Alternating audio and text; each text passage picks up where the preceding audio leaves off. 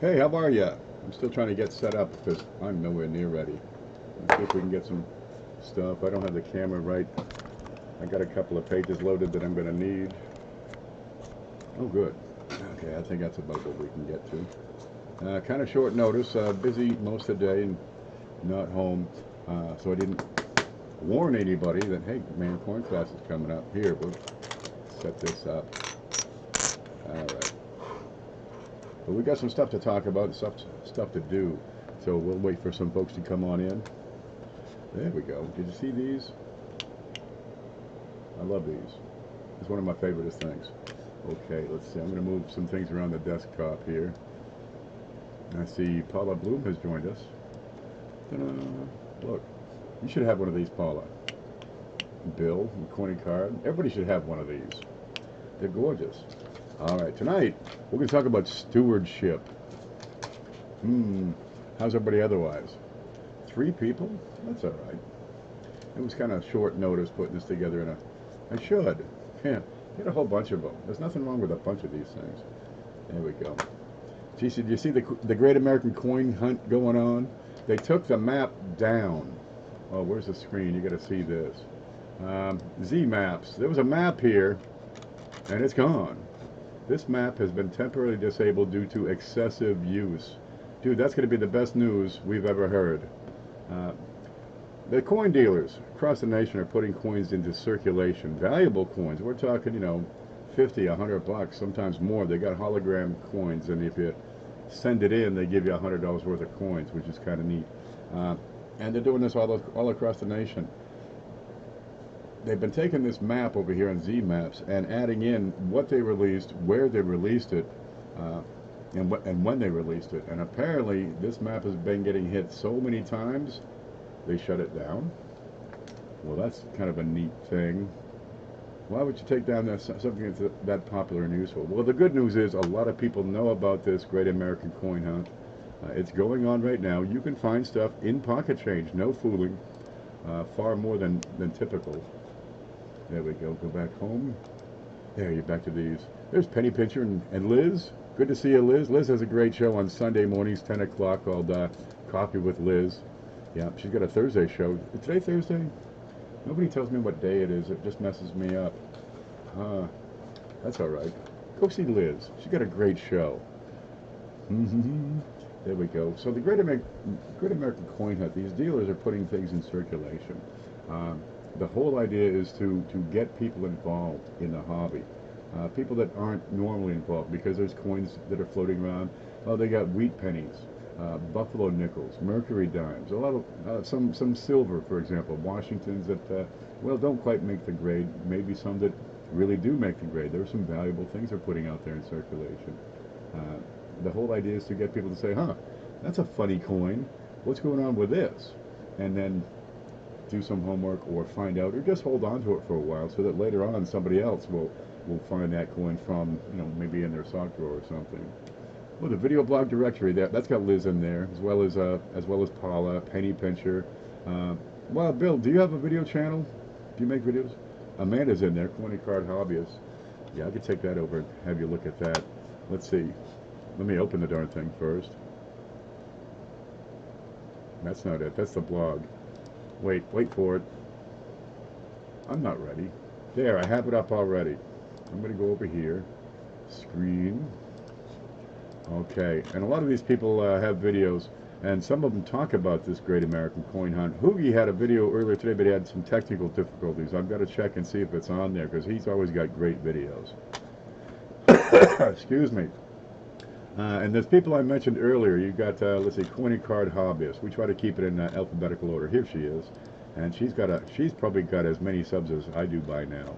You got Liz, that's Digging Canuck right here. She's got over 1,000, doing great up there. Let's see, Paula's in here under P. There we go. She's in the green here. And I try to keep track of who's got over 1,000. If you don't see 1,000 beside somebody's name, why not go over there and just give them a subscribe, right? And we got Joe Durbin here. He's our channel of the week. And we try to promote these folks. Let's look at him over here. Oh, here's Joe. 718 subscribers. I have to update this number over here. Oh, man, he's doing great. This is probably 3 months ago I updated this. 719. There. We'll get them to 1,000 so they can monetize their channels. Joe's our channel of the week. Definitely get in there. Hit that button. Subscribe to him. He's got great content. Can we see any of this? I really should set this up earlier. There it is. And you get a little bell and subscription button up here in the up here in the upper right. Okay, I'm getting back to chat here. There it is. Pause that. And we're home again. There, people are coming in. Good. I start these things with no notice, and it ends up being a quiet, cozy show instead. There's Hooper. He's got his name back. Smokey's here. Cajun, Roadrunner, and Lucky Coin Hunter. Good to see you. One day I'll be on that list. One day you will. If you're not on the list for the video directory, okay, let's go back to that. Send me an email. Right, it's right up here beside my head. It's also at the top of that list, right in line number 2. So leave a comment, but send me a channel link, right? If you have videos, because I'm not going to list you if you don't have videos. People say add me, but they have no videos. Okay, I had one fellow says add me, and it's, you know, it's a Cajun cooking channel. We kind of limit it to coins and coin related. There's some metal detectorists in here. It's kind of related. They do some coin shows as well. Let's see, Diggin' Canuck, for example, or M.A. Lyman. He's a funny one. You want to probably check his channel out. Is he in here? Boy, I hope he is. Here he is, right in here. M.A. Lyman. He's got 1,000 subs. But you can still subscribe to him. Doesn't really matter. But if you're not on that list and you have a video channel about coins or coin related, yeah, send me an email. I'll get my email address up here beside my head. There it is, right there. You can't miss it. And we'll get you added in there. The whole idea is to put these channels in public view. There we go. So more people can get exposed to your stuff. We all learn differently, right? Just because I have what's called coin class doesn't mean it's the ideal format for you to learn about coins. These other people, there are some fantastic channels out there. Everybody has their own way of presenting, and likewise, everyone has their own way of learning. Maybe my channel isn't the best way to learn, so, you know, go over and check these channels out. I will send an email. Thank you very much. There's Space Force Commander. About 2 more Indian head pennies on vacation. Well, when they're off vacation. Oh, you're on vacation. Oh, I get it. Where'd you go? We have a chat, by the way. If you're not watching this live, it's a good way to catch up and see what people are talking about. When you're live, we have this chat on the right side. We can all, you know, jolly back and forth and banter. A couple of videos. Well, I do have a couple of vids on that tattoo. Well, coins and tattoos, that's no problem. You know, you got a Statue of Liberty, you know, over here, and Ellis Island on that side. It's all good. Okay, I think we can probably get started here.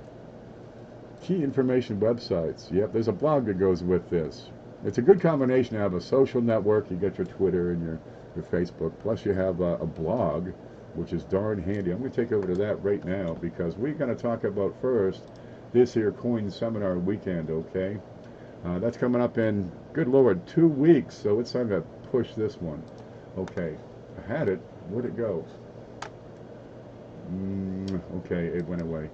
Stand by. It's pretty easy to get to. Okay, here's the screen. Ta-da!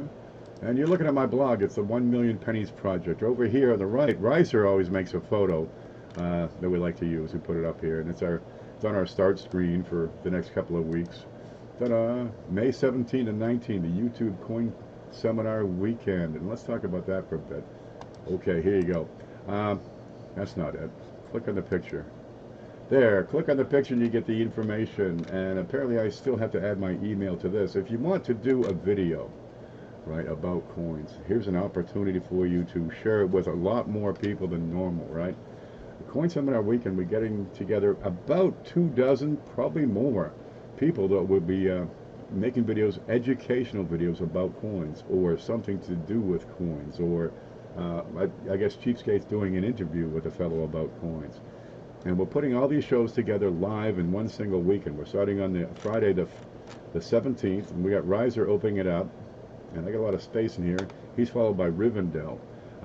That's on Friday night. And of course, these can go, you can take your shows into the night, because at 10 o'clock at night, these are all in Eastern time. So that's still 7 o'clock over in California.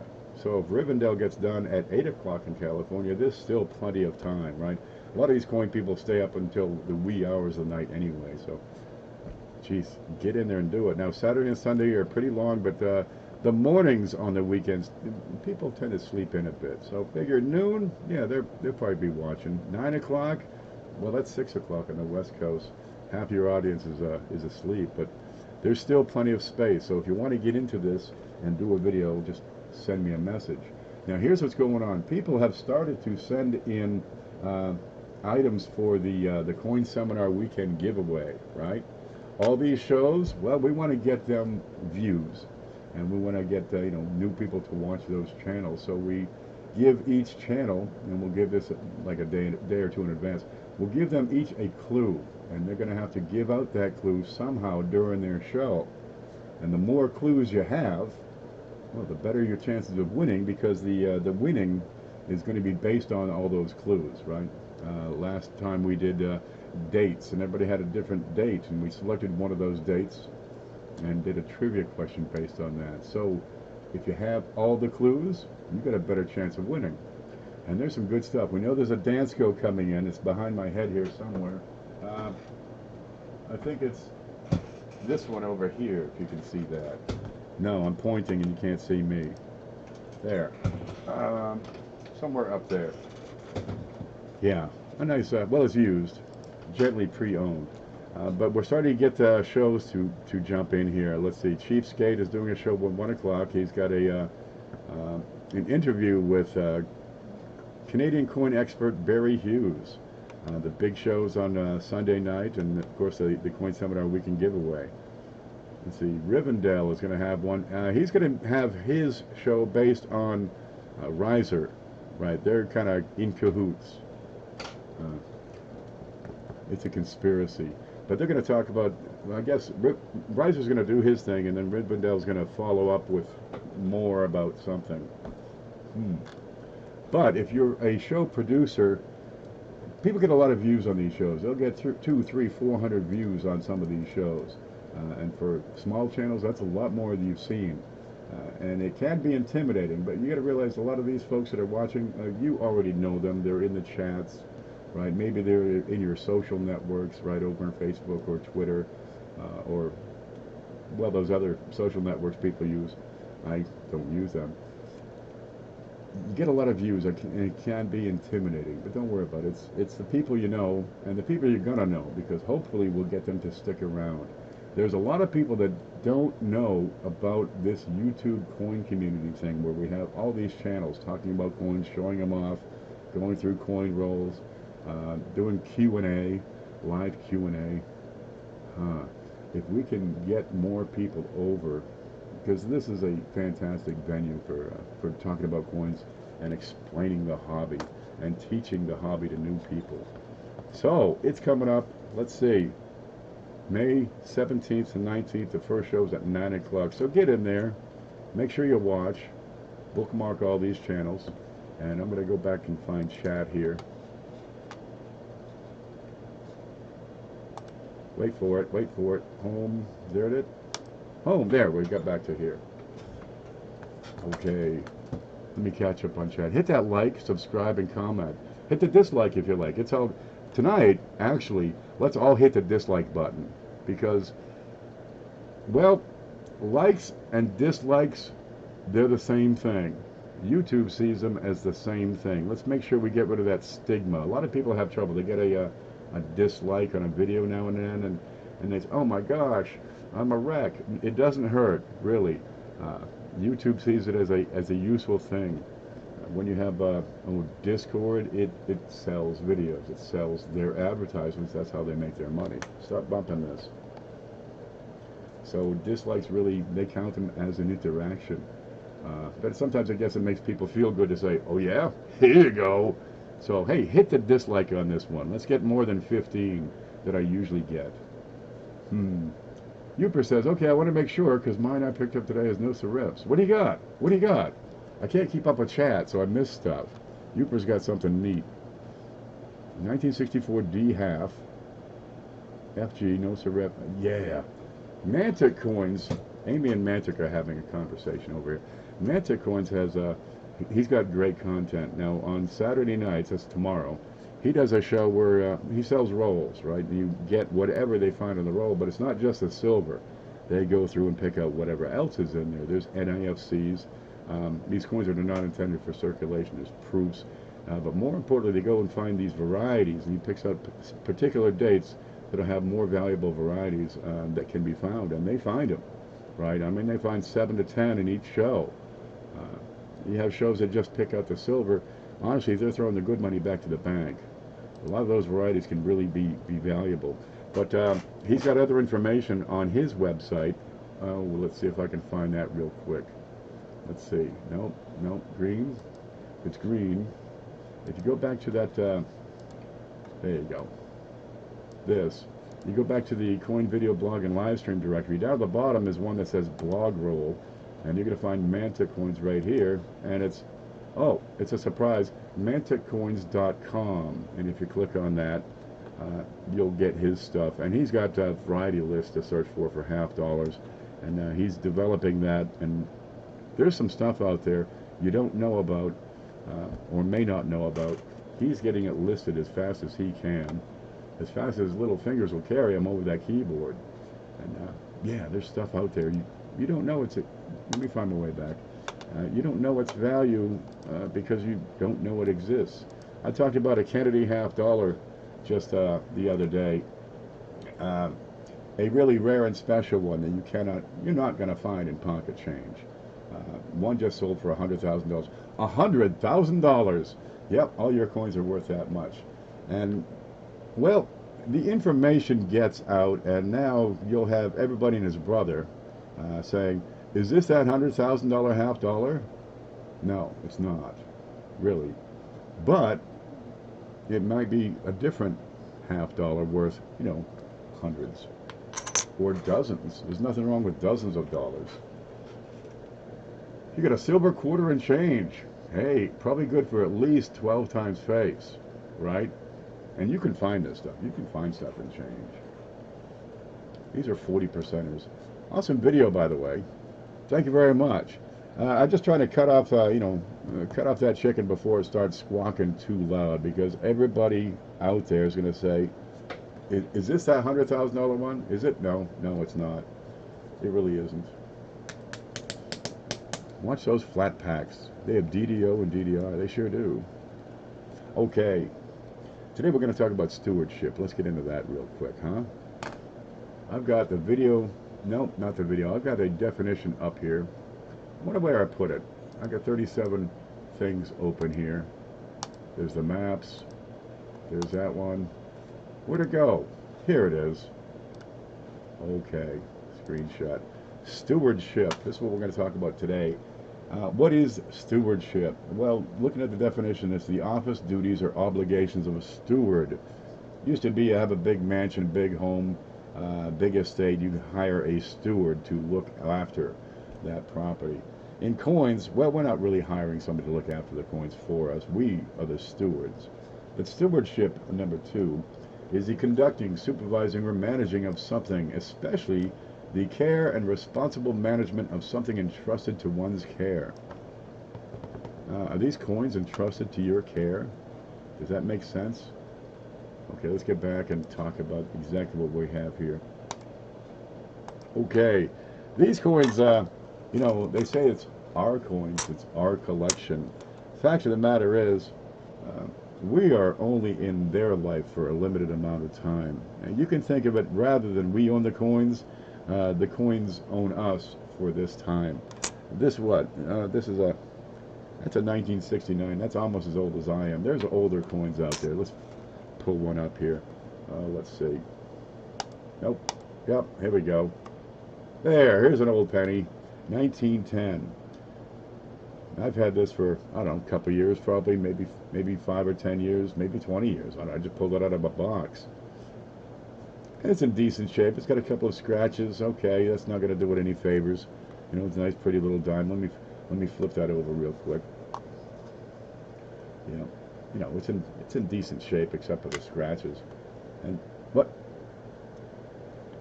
that? Let me flip that over again. There's some. We're gonna have to talk about this one next. 1910 VDB. Oh boy, we're gonna have to talk about that in another show. Okay, that's a bit of too much for this show, but we'll just talk about the date here. These coins, they get to be, 50, 100 years old, 200 years old. There are coins that go back, the ancient coins, that go back for centuries. We don't own them. We just care for them for a brief period. You can figure in a typical collection, most coins will be your property. They'll be in your care, your custody, for about 30 to 40 years. Most collectors get started in their 40s and 50s, to tell you the truth. You get these young people, and they get involved, and that's wonderful. There's no problem having young people in there, but the higher dollar coins, the ones that are numismatically important, they tend to be owned in the care of people in their 40s, 50s, and until the end of their lifetime, because the younger people just can't afford these $100,000 coins. Ooh, I never knew there was a 1910 VDB. We'll get to that. They're out there, but you probably won't find them in your pocket change. I can guarantee you that. They're neat. It's one of those mystery coins, those magical coins. Like that 1964 SMS Kennedy. Yeah, they're out. Well, they're not out there in circulation, but they're out there in the world. 1910, this thing's 109 years old. I've had it for, I don't know, 5 years or so. It's been in storage. It's been in a box, in a flip. It's in good shape. It's not going anywhere. It's being preserved. When we have these coins in our care, it's up to us to take care of them, to put them in a safe condition where they can be stored and preserve their value for decades. That coin, if we do our job right, if we're stewarding our coins properly, this coin will be in the same condition, right, when it leaves my care as when it entered my care. Right? Okay, now this is actually, I'm going to show you this. This is actually a different coin. Here's one in 1909. Okay, pretty good shape, right? There's nothing wrong with a real nice 1909 VDB. It's not a 1910 VDB. Boy, I got to get my hands on one of those. So it starts, our stewardship starts when we first acquire the coin. We acquire them from pocket change. We get them out of rolls. We get them from dealers. We buy them online. We buy them in magazines. However we get the coin, we get it for the first time, and that's when our care, our stewardship. What? I'm reading Linda's comment. That's a clown fart. Okay. Our stewardship begins when we get that coin, and it all comes down to how we handle it each time we handle it, because it takes nothing to pick up that penny and drop, and drop it on the floor. And then you roll back in your chair to pick it up and you drive over the darn thing. Or better yet, what most of my good stuff does is roll over here and drop down the air vent. There's like $14 and change down there, and it's good stuff. I gotta clean that out again. I just dumped over a whole bunch of stuff. Okay, so now we're gonna talk about handling coins. All right. Okay. Here's the first one. Is how to pick up the darn things. Here you go. If you don't have gloves, gloves are great. If you don't have gloves, pick them up by the edges. All right. Your fingers, and I've got a great. I've shown you this one before, but I'm going to keep on showing it until I've shown everybody. Your fingers have oils, sweat, organic compounds on them, even if you just clean them. Excuse me. As long as you're alive, your fingers are putting out something, and it's not much. I've got a nice shiny piece of metal here, right? I'm going to shine that up with my filthy cotton glove and see if we can get that real clean. This is my loop. It does the job. Now, my finger, does that look clean to you? My hands look clean? Yeah, I think that's pretty good. I'm just going to touch that once, just like that. And if I get the light right, you can see a fingerprint on there. But what a fingerprint does to copper or silver is nothing worse than murder. Here we go. Okay, that's the same thing close up. That's my fingerprint. There you go. Jeez, hope so. I hope nobody copies this and clones me. There it is. Now these are organic compounds. There's salt, oils, lipids, ketones, phenyl ketones. I don't know what's in there. It's sweat. That's all. Fingertip sweat. Gosh, that's filthy. Look at that. Let me show this. Here's a toothpick. I can move this around. It's not solid. Okay, you can do this at home. Take a piece of, go to the bathroom mirror and touch it with your finger.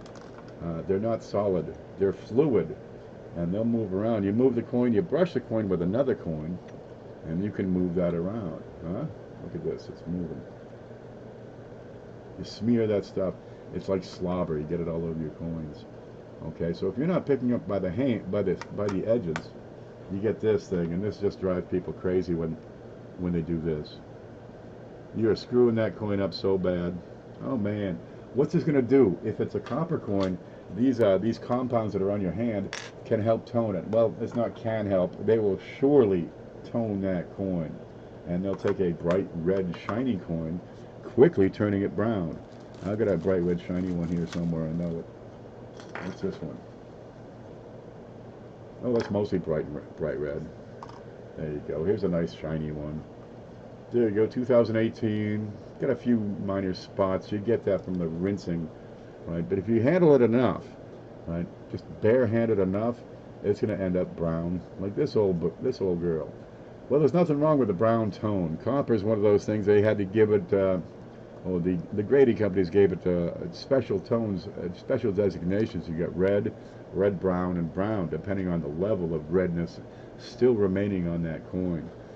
Red, it says it's 95% or more full luster, right? There's your red. If it's brown, well, it's no more than 5% red. Red brown is between 5 and 95. Okay, there it is. Now, if you get that crap if you get your finger crap, your finger grime on your coin, there's no getting it off. And really, that copper is affected within moments. It will start to alter, start to change its color. You're not going to get it off quickly. What are you going to do? Wipe it off? Spray and wipe? Get a Swiffer on there? No, it's not going to work. You have moments to get it off. And, well, acetone might be your best friend, but depending on the coin, for example, proof coin, you're not going to get it off, ever. It's done. It's finished. You have forever altered that coin. There. What do you do? Rub it? Rubbing isn't going to work. That's going to rub your coin. And if you rub it more than once or twice, now you're going to start to do some damage. You're going to start to leave little lines, little fine lines. Even if you're using soft cotton, you're going to start to abrade that coin. Because ain't nothing perfectly clean. The cotton, I'm sure there's stuff in here, little motes of dust or a bit of sand that jumps up from walking outside, tracking it inside, and something pops up on the desk and lands on my glove. I'm going to have something, a little piece of grit. So when I'm wiping that coin, I leave a scratch. Might be minor, might be very fine, but that coin is now less than it was when I first got it. Hey Hector, how are you? Handling the coins is key to the whole operation.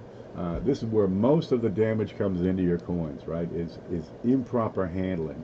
And your fingertips, even if you just washed them 5 minutes ago, it doesn't take any time at all for those little oils to secrete through your skin and come on out. Still, really, if you just wash them, chances are you're getting the tap water onto your coins as well, because it takes a little longer than that for your hands to dry. We're doing wonderful out here, baby. Blue says, wonder if Ken would take a shiny new dollar for the 1910. Hey, look, we're going to do a giveaway this time, but it's a little bit different. It's a shiny quarter, all right? Somewhere on my person is a shiny quarter, and if you find it, you get to keep it. How about that? There you go. Okay, so how do we mitigate our finger nasty on these coins? Well, the first one is handling by the edges, right? We're just going to pick it up just like that. Chances are, unless you're a ham-fisted slob like me, you can handle a coin and pick it up gingerly by holding it by the edges. All right? That's good. If you're doing that, as long as you're not grabbing it by the face and, you know, smudging it up with cheese puffs on your finger, I'm going to be pretty happy. If that's all you can do, you can get gloves. Now, there's two primary forms of glove. Well, there's several forms. There's cotton gloves like I got on right here, and those, they need to fit just right, or you got to have to start cutting them, and they're real handy.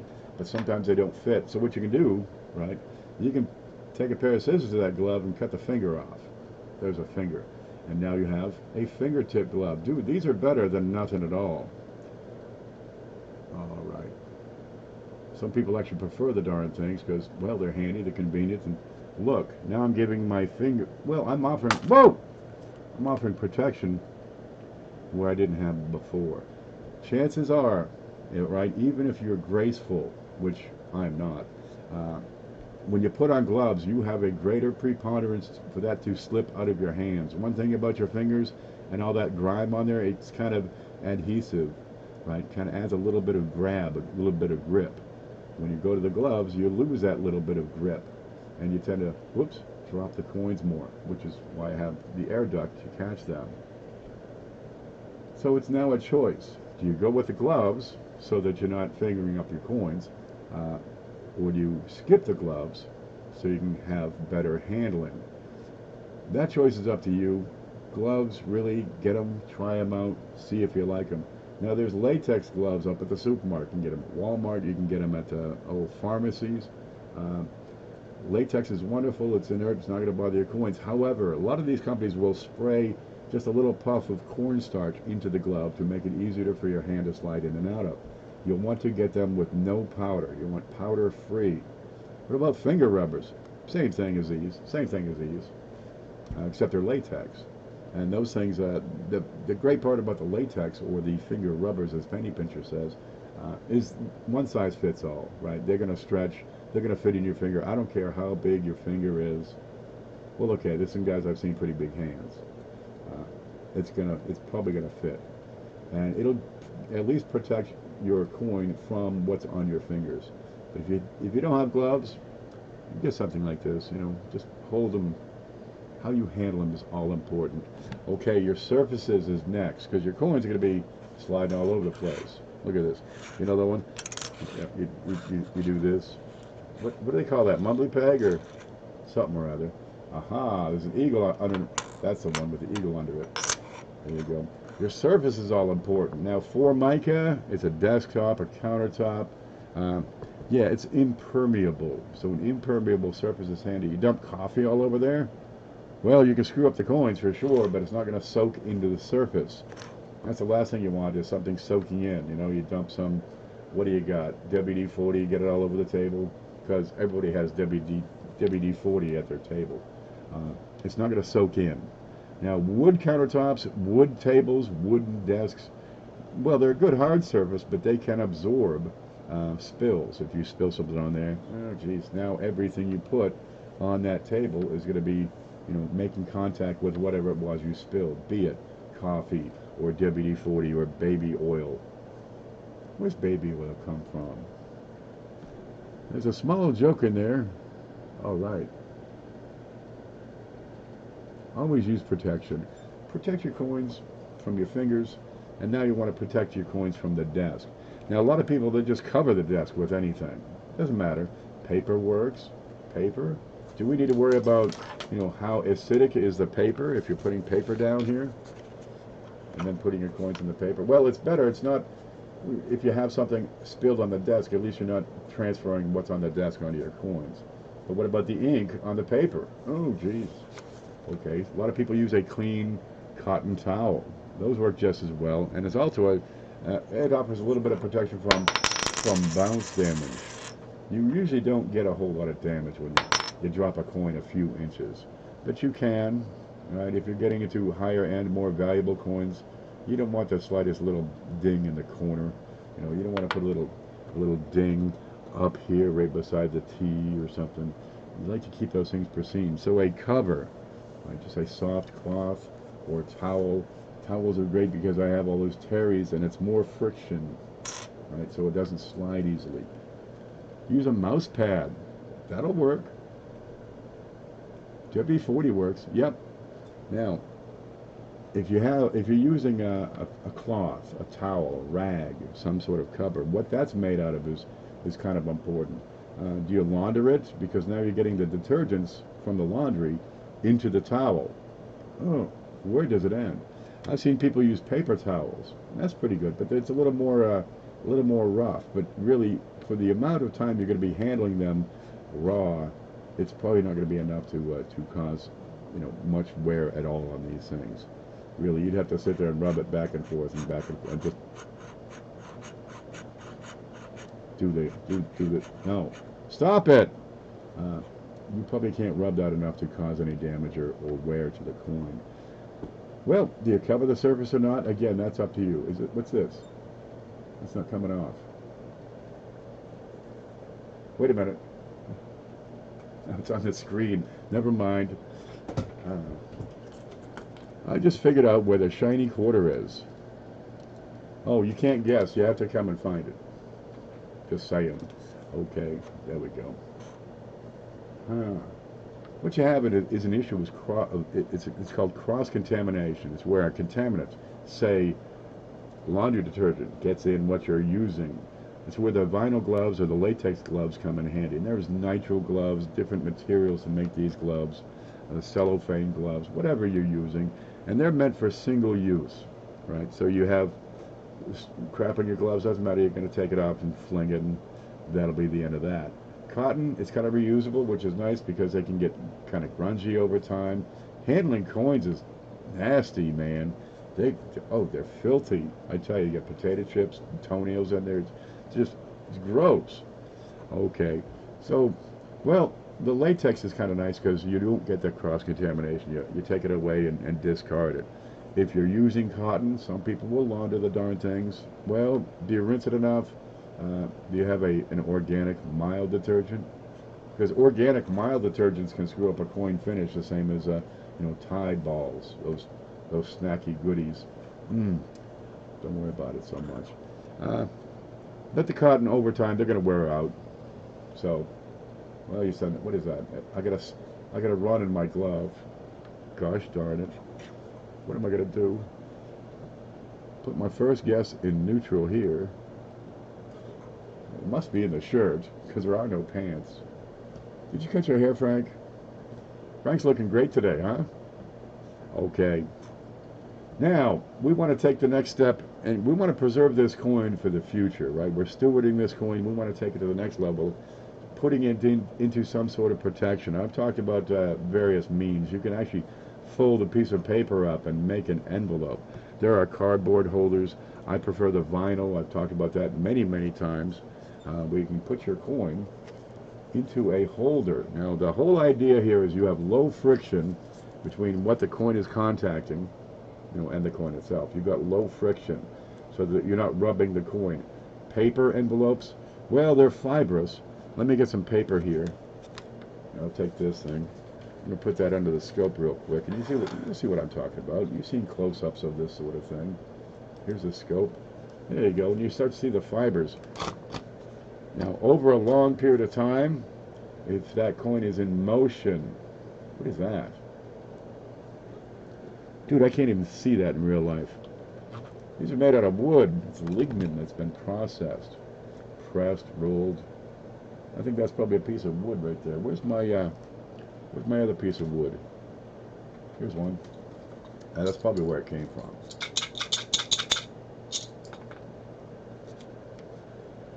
Oh, the magnification is rather high. I can't see it. There it is. What's that? Is that part of the paper? Or is it something on the paper? Ah, something on the paper. We'll just get rid of it right there. Okay, but these fibers in the paper, I mean, you've got coarse paper, cardboard, they get to be pretty coarse fibers. Over time, if there's motion, you can start to cause wear. It's called cabinet wear. And your coins will actually wear down depending on what they're being stored in. A lot of high value coins, the really big stuff, aren't usually kept in holders. They're kept, say, on a shelf in a drawer, and you want low friction, maybe some velvet or something in there. And yeah, they're not in contact when they're stored. But it has been the case in history that when coins are stored in a drawer, a little slide-out drawer like a jewelry box, the little slide back and forth when you open and close that drawer has caused wear to appear over the years on the highest points, right around the rim on some of these old coins. It's a tragedy. How do you store these things perfectly? You could encase them in lucite, but I think that's going a little too far. All right, let's give up on the lucite idea. It's neat, it's a great paperweight, wonderful at parties, major friends. There they are. But honestly, these are probably going to be your best bet. Now, there's a step up from there. Where to go? I had one here. We can get an acrylic holder. A more valuable coin, why not give it a little extra protection? You know, something like this costs you 8 cents. Something like this is going to cost you 50 cents to $1. But you got hard protection. An acrylic, lucite, it does not react with the metal in the coin. Nice. Okay, what do you got here? I got a 1967 Elizabeth, Canada, $50. I love these. You get that howler on there. They took the indigenous wildlife in Canada and put them on their coinage for their centennial. I've got non-latex gloves at Harbor Freight. They've got a biodegradable plastic out there now. It's made out of soy or something. It's not supposed to be, you know, it's not supposed to screw your coins up when you wear them as gloves. And when you throw them away, they degrade. They completely dissolve. How cool is that? Those latex, they're going to be out there in the landfill for a long time. Cotton, well, you got a better chance. But the thread, right, the little threads in your cotton, a lot of times it's polyester, and that's going to be around for centuries. Ooh, the lynxes. Yep, they got lynxes on the quarters. They got little bunnies on their nickels. They got that bird. They got rock dove on the penny, and a goose on the dollars. There's some nice varieties on that goose where it's actually diving. It's kind of neat there. Okay. How valuable the coin is going to determine the storage method. Honestly, if you've got a $50 coin, you might want to step up from the inexpensive flip and go to something that's going to offer a little more protection. And I strongly recommend getting staples out of the way. Gosh, a staple is no way to... Let's not talk about that. It upsets people. Yeah. Okay. Vinyl. That's a great step up. Now you can go further and have them encapsulated. Where'd that one I had go? I swear I had one here somewhere. I know I've got one somewhere. Well, it's done run off. I'll go to my encapsulation stash. What's this one? Here you go. Well, that might not be the most valuable one. There are companies that will encapsulate your coins. Now, they don't have to be valuable to encapsulate them. Some people like to put them into these slabs, these holders, just to give them added protection because it has special value to them. My grandfather gave me this nickel just before he died 30 years ago. There we go. This is a proof nickel, right? Now, the special bit about these encapsulations, you still have the acrylic or lucite holders, and they're hermetically sealed, so the gases aren't interacting. You're not changing. You got a humid day out here. In here, inside this this slab, this capsule, the humidity stays the same. That's right. And it's no, I don't think my grandfather gave me that one. He died before Jefferson was born. He was old. Yeah, everybody dies before me. My father died 2 years before I was born, and my mother died a year after him. So I was raised by wolves. Encapsulation is great. There's a cost for this, right? You're going from 8 cents to, $1 to Annex. They'll do it for $10 to $12, and that's all well and good. And they'll give you a little fancy IDs and all. Different companies have different fees, and it depends on what coin is in there. But you can get better protection for your coin because they're wonderful, right? But then you want to protect the slab from getting scratched up, so you got to get little baggies. But now we're not going to worry about protecting the bag. There you go.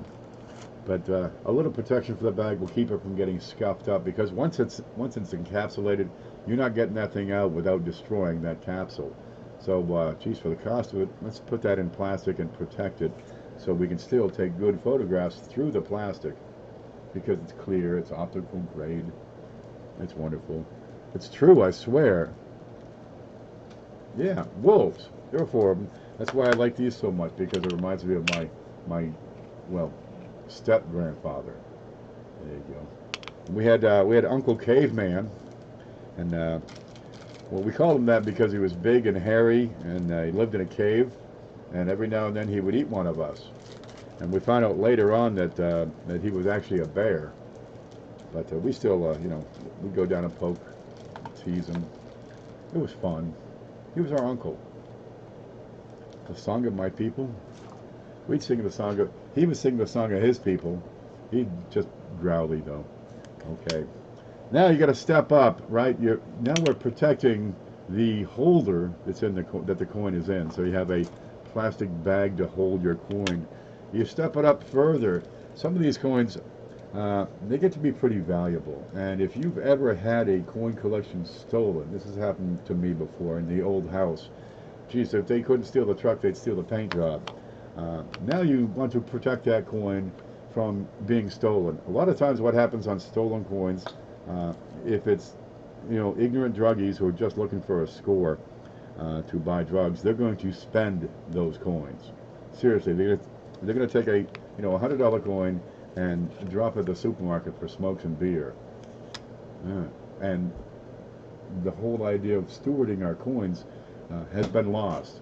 They have been lost back into general circulation, and now that quality of coin is going to decline once again. Now we get the Great American Coin Hunt, and people are putting valuable coins into circulation. Really, it takes a few years for a circulated coin to lose one level of grade. Now we're taking a risk by putting these coins out in circulation for the Great American Coin Hunt, but the gain to the hobby would be more people stewarding more coins. That's the whole idea, is getting more people into the hobby so that more of these coins can be saved and preserved and kept nice for future generations, because like I say, they're only ours for a little while. What are you talking, 30, 40, 50 years? Okay, keep on going. You protect the coin, you protect the holder. Now we want to protect the collection. When you get to a certain point in your collection, it makes good sense to step up to a safe or a lockbox or some means of protecting that collection from heading out in the pocket of some bad guy and being released in a general circulation. I mean, if it was sold off to a dealer, that'd be great, but the guy's going to get caught. His best bet is, you know, spend the darn thing in a vending machine. Oh, it's a darn shame, but that's the way it goes. You get a $100 coin, but to this guy it's worth 50 cents, and he's willing to kick in your doors to get it because it don't cost him nothing. Can we sue the coin roller manufacturers? No, they're handling circulated coins. That's what it's intended for. And if they're handling circulated coins, they're not yours. They belong to the person who owns the coin roller machine, not the manufacturer. What does liability extend to on that? We want to steward these things and keep them safe. And part of keeping them safe is keeping them out of the hands of the people who would just destroy them for the sake of drug money. Okay, you know, there are lock boxes you can get. They're small. They're size of a, you know, size of a ream of paper, you know, a few inches. You give them to the kids and they put their, whatever, jewelry or something in there for the girls. Or what would a guy keep in there? A frog, maybe some money, his wallet, right? Maybe ID if he's got that, a knife, whatever. Honestly, there are bigger things out there which work great. Walmart has file cabinets. Office Max has file cabinets, and these file cabinets have locks on them. The beauty of this is, well, the metal's a little bit thin, so if somebody were to take the whole darn file cabinet and walk out the door, they could easily cut through and get into it. However, if you take the drawers out, you can secure the file cabinet to the floor and the wall. So now you've got a piece of furniture that's bolted in place, and dude, you can fight with that for a while, and you probably can't take it off. And now you're extending the window during which a bad guy can get caught, because if he's going to mess with the thing for 5 hours, you're going to come home and say, dude, what are you doing? I'm going to call the police. And that sort of thing. Ah, the police. They're here to help. They're from the government. I got my first 2019 D nickel. Lots of dings. I got a 2019 D dime a couple of weeks ago. I kept it, of course. Hmm. Um, at what point does it make sense? And this is up to you. Figure what, $1,000 is probably worth a $50 file cabinet. I mean, at each level we go up is adding more cost. But as we go up, we gain. A file cabinet can fit, 1,000 coins, 5,000 coins. They got small ones, they'll fit under your desk. If they got, stacked, they got big ones. Dude, how big do you want? The value of collection will probably determine how much money you're going to spend on it. I like to go by the general rule of no more than 5%. So, geez, if you want a $50 file cabinet, you probably want to have $10,000 worth of coins to make that a worthy. Let's see, 10,000, 1% is 100. No, $1,000 worth of coins might justify a $50 cabinet to put them in and lock the darn thing. Of course, then you got to protect the key. Huh, well, just protect it like you would your house keys. That should work. What are you changing, Jeeping? Huh, okay. Now, if you have really expensive coins, you can step up to a safe. Now, they got small safes that'll fit on your desk. Honestly, if you're not bolting that baby down, I've seen some big guys. They can pick that thing up, just truck it out, throw it in the back of their vehicle, drive down the road, and they'll shoot that thing open over the course of several weeks to get whatever the hell's in there. Small safes don't work. They got larger safes. I mean, the kind you've got to bring in with two guys on a dolly and put plywood down on the floor, and they'll weigh several hundred pounds. There's 800-pound safes out there, 1,500-pound safes, and the whole idea of the weight of the safe is to make it very difficult to haul out. But honestly, if they want it, they're going to get it. What's your next level? A room in the house. Jeez, now we're getting some weird stuff here. A gun cabinet works well. There you go.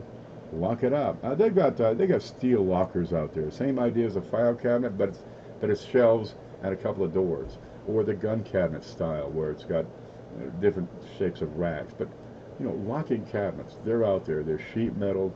They're painted. They're probably going to keep well for a while.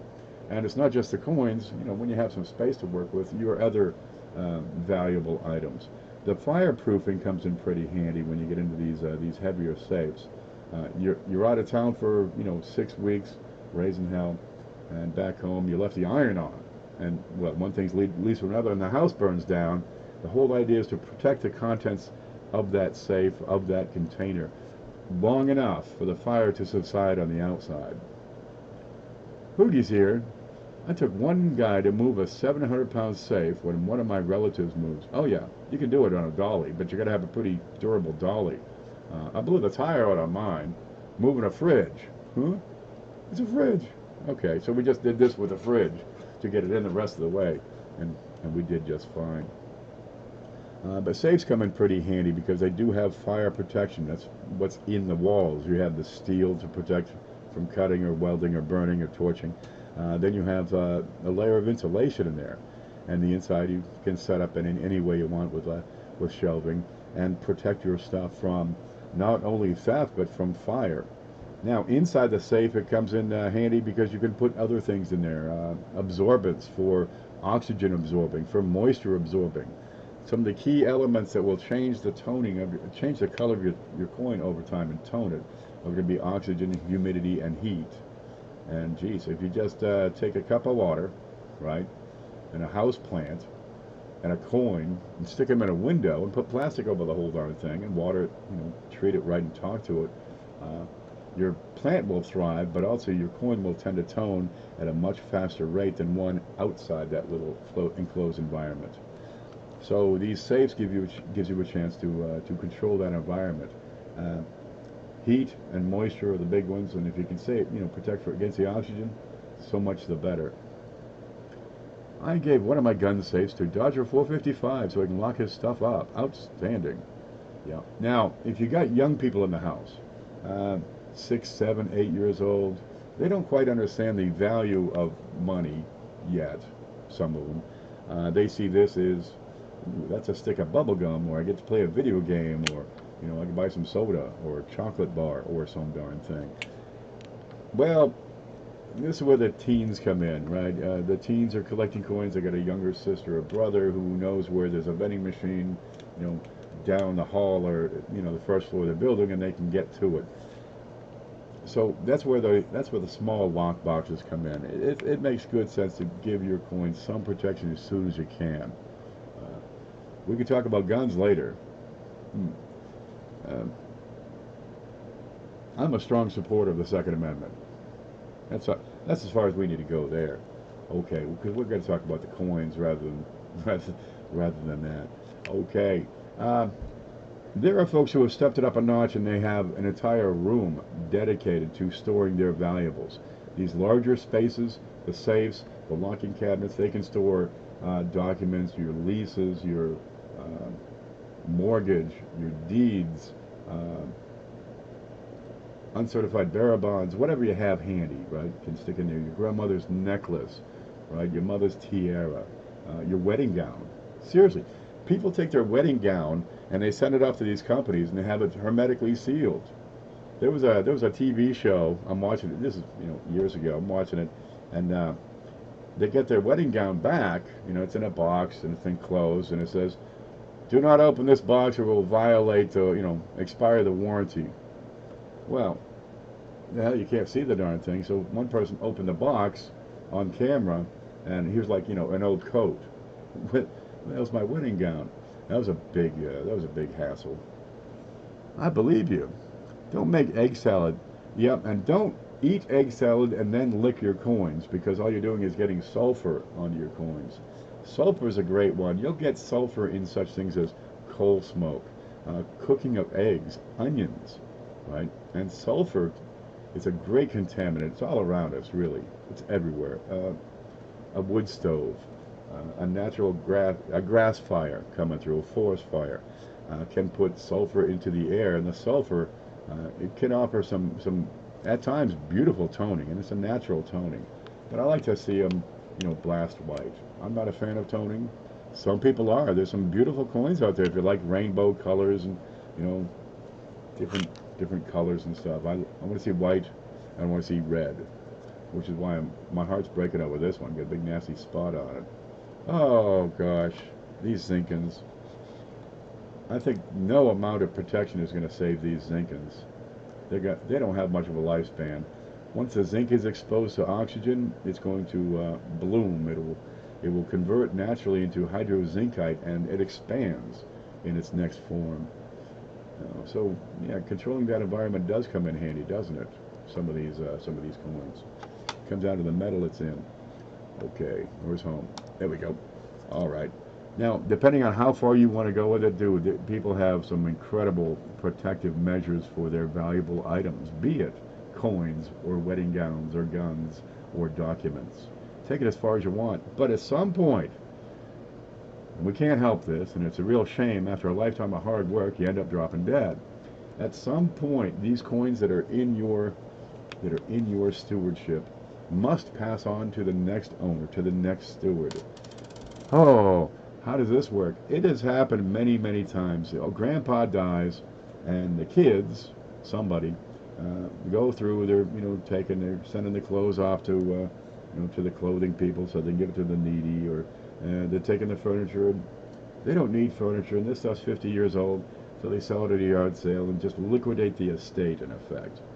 They send it off to auction. There are auction places that's where I got my hutch and my table and stuff, and that silverware I got, and a few other things. And you liquidate the assets of the estate, because, well, by the time you're 102 years old, your kids are in their 80s and their kids are in their 60s. They've got homes, they've got funds, they've got accounts, they've got their financial house in order, and they don't need a 1950s style end table, or a 1962 style wooden hutch or something. And well, there's nothing to be done except liquidate the assets, and then they'll take the money and do whatever it is they do, fund their own retirement from there. A lot of times these people don't know about the coins. All right, So they take them, collect them up, put them in a bag, and drop them at the store into the Coinstar machine. Oh God, oh. After a lifetime of hard work, saving and preserving and caring for these coins, the kids, you forgot to tell the kids about the coins, huh? All right, part of stewardship is getting the next steward in line. Okay, let's say you're a 102-year-old grandfather and your kids don't care about coins. This is where the grandkids come in handy. You can create a collector, get them involved little at a time. You know, here's a Buffalo nickel, kid. Here's an Indian penny. Hey, you got a nice old walking Liberty $50, huh? And bring them into the hobby and step it up and educate your would-be heirs. Right? Educate those people on what the coins are. Give them identification, what it's worth, right? How they can liquidate that. I've got a customer who buys things from me on occasion, and the entire purpose is he's going to put these items in his safe, so that when he dies, and he's got a good size estate, several million. When he dies, his kids can get it all out, and they don't pay estate taxes, because he's paid taxes all his life, and he's going to be damned if Uncle Sam is going to take half of everything he has when he dies, because that's how it works when you have a sizable estate. So one thing we got a little binder that we put together, right? He buys a coin, it's $100 or something. We're going to have a sheet we're adding to that binder. It's going to have a picture of the coin, a couple of paragraphs on what it is, or maybe a couple of sentences on what it is, and some idea of the estimate of value, and including a date on when we put that estimate of value in, so that his kids, when they do raid his safe after his death, they got it all right there. They got everything. Here's what this collection is, and we're setting it up so they can sell off one or two, or a couple at a time, and pay a bill, or sell off the whole darn thing. But we sat down with them and explained. We talked about it. We showed them all the various coins, and they're kind of into it. Maybe they'll go with it. The one daughter's pretty nice looking. The other one looks like a horse. No matter. Passing on information is part of your stewardship. You've got to have somebody trained up and ready to accept and receive that collection, and able, right? Maybe you have a wonderful collection, and you got the safe, and you got the guns, and you got, the wonderful holders and stuff, and you got the information, but the person you're going to leave it to, he's still making $9 an hour, working at the 7-Eleven late night, selling cigarettes, and he lives in one of those old grungy apartments on the basement floor with a letter for an apartment member. Maybe when you leave, leave this world, leave behind the collection, but also leave a means of keeping it secure. The big folding file cabinet, some bolts you can nail it to the wall, a machine, a tool to drive the bolts in, whatever it takes. Maybe the whole darn house. But when you leave the world, the coins continue. They're going to be around for many decades. How many people were born in 1940, what, 3? We were born in 1943. This coin is older than you. It's older than me, right? After I'm gone, what, 20, 30, 40, 80 years from now, this coin will still be around, and I want to see it in the same condition it's in now. And if I do that, that's success. That's stewardship. Where are you? Here we go. I'll take it out. I'm going to tap it to get it out. There it is. No, it didn't hurt it making that noise. That was a different coin. There you go. It's a Walking Liberty $50. It's in decent shape. There's nothing wrong with it, right? It's not screwed up. It's not gouged up. It's not worn. It's not too dirty. It's just an old, decent $50. And I'd like, when this leaves my company, leaves the pleasure of my company, I'd like to see this coin in the same condition as it is as it's in now. That is successful stewardship.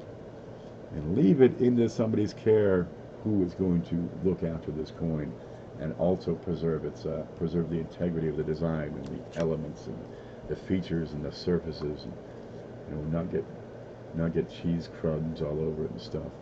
Not just an old $50. There we go. So many of these coins end up lost to time after the owner passes away. They go to Coinstars, they go to some estate auction where mostly they sell furniture and a couple of coins, and they don't end up in the care of somebody who knows and is going to look after them appropriately. Oh, she has a long face for some reason. I get into chat and I have no idea what people are chatting about. There's like 16 different chats going on. So, before you leave the world, make it a point to teach somebody about what you have for a collection so it doesn't end up in a coin star or being spent on groceries or some darn, or some darn thing. Part of stewardship is extending the hobby by at least one more person. I mean, geez, you're 102 years old, you're going to die, your kids don't care about the coins, they're going to sell them. Would you rather give them to somebody unrelated who's going to take care of these? Boy, the kids would hate that. But they get the house and the 50s furniture, so they'd be okay. Smokey, you've always been the caretaker. Okay, guys. That's what I've got for today. Let me look at my notes one more time. Yep. Itemized. Oh, yeah. An itemized list, right? If you're going to pass on your collection to somebody, an itemized list of what you have, right? A description explaining what it is in as much detail as is needed. Because if you have, say, an old 1910, right, and on the back is a VDB, you want to make sure that they know what that coin is. If you're giving them a 1910 VDB or a 1964 Special Strike Kennedy or a 1913 V-nickel, you want to be darn sure whoever's going to get that is going to know what it is. And if you cannot give or get your collection into the right hands, have instructions on how to market, how to release all those coins, rather than have them take it to the Red's auction barn down the street. Send them, make sure they know to send it to where it's going to get that premium price and remain in the hands of a dedicated collector who's going to look after these coins. Identification, description, value is handy, but pick somebody out in particular, because one day we put our nose to the grindstone, we work really hard, we assemble these beautiful sets, and one day they'll all be somebody else's, because that's how it works. We're only here for a little while, folks, so take care of those coins. Let me catch up on chat and see what's going on. How's everybody over there? Linda's here. Linda's here farting. You sure the 1910 VDB ain't counterfeit? I'm going to do a show on these. Back in 1909, they produced the pennies with a VDB. There you go. Well, there's a lot of uproar about that. It was well, not so much the public. It was the people in the Mint screaming bloody murder. They wanted to change it to just a B. Well, Victor would have none of that because he wanted his whole freaking name across it. This space below the stems on both sides, this was here, so he could write his entire friggin' Victor David Brenner on that coin.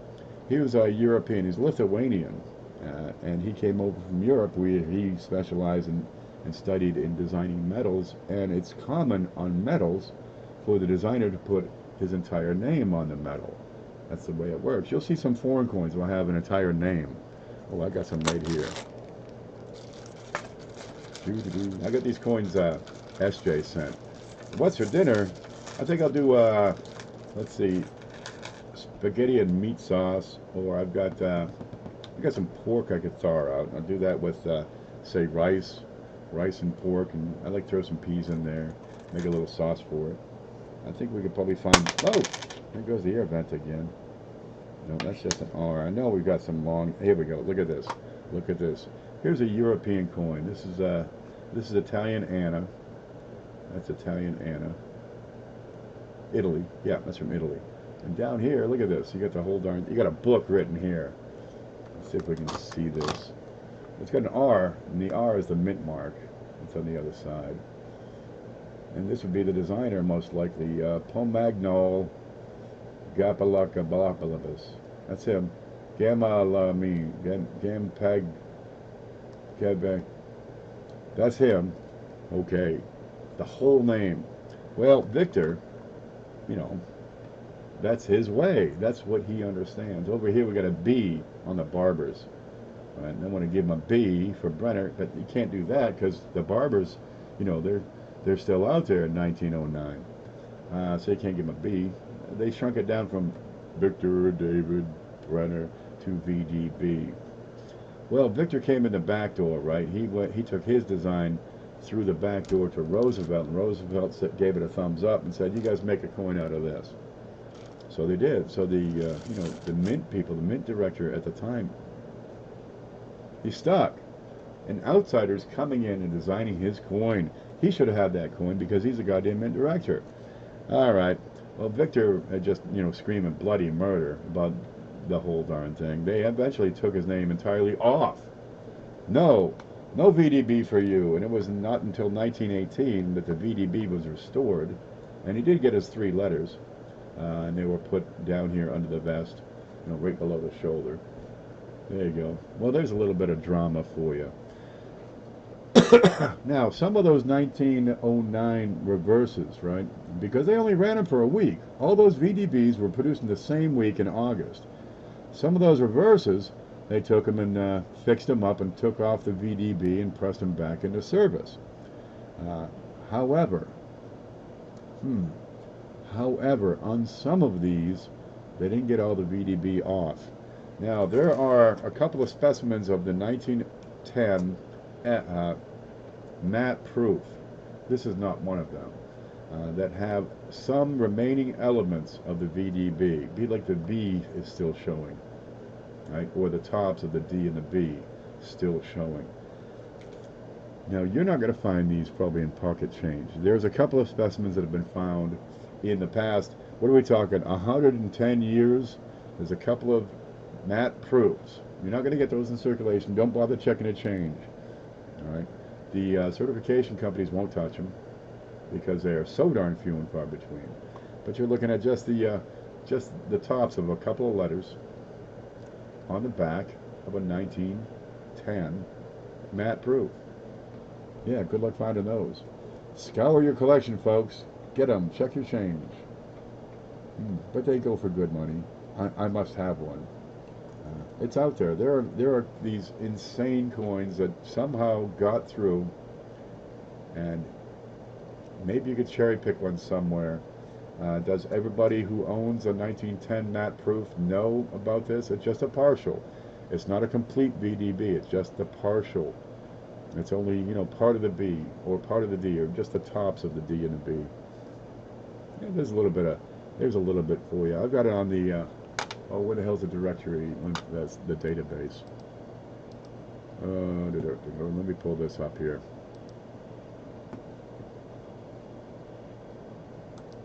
Here it is. Okay, we'll do the screenshot. Can we see the whole thing? There's the database. This is a standard attribution database. And this also is one of those things that must be stewarded. You've got sites such as Copper Coins or Wiley Boogert, his books. You've got the books by Stanton and Fivaz. And Stanton just passed away. Well, when Fivaz goes, their work comes to an end. So part of what we're doing with the standard database is getting a few people involved so it is perpetual, so that the work continues after the numismatists pass away. We keep this going. Okay, cent die varieties. Can we see this? We can see this just fine.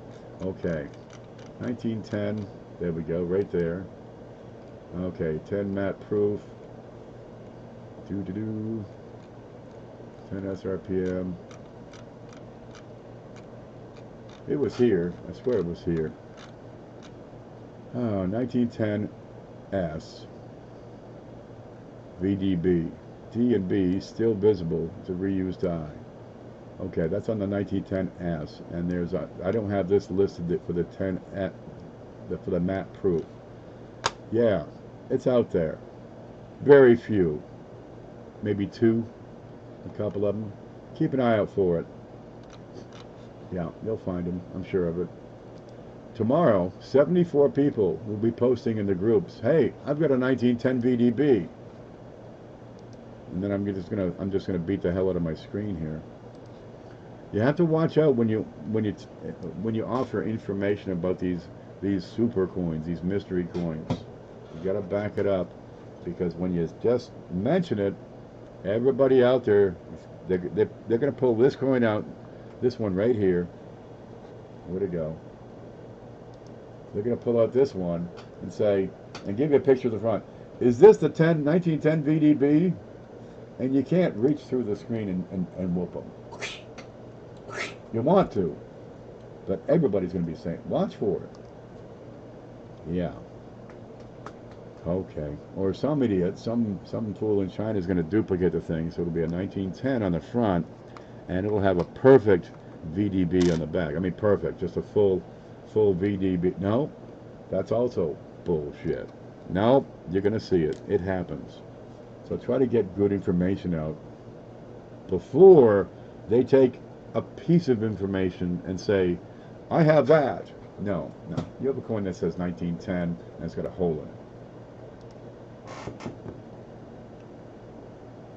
I'd like to see what one gets at auction. I'll have to look it up. I want to do a video on just that 1910 BDB and yeah, and explain in as much detail as possible.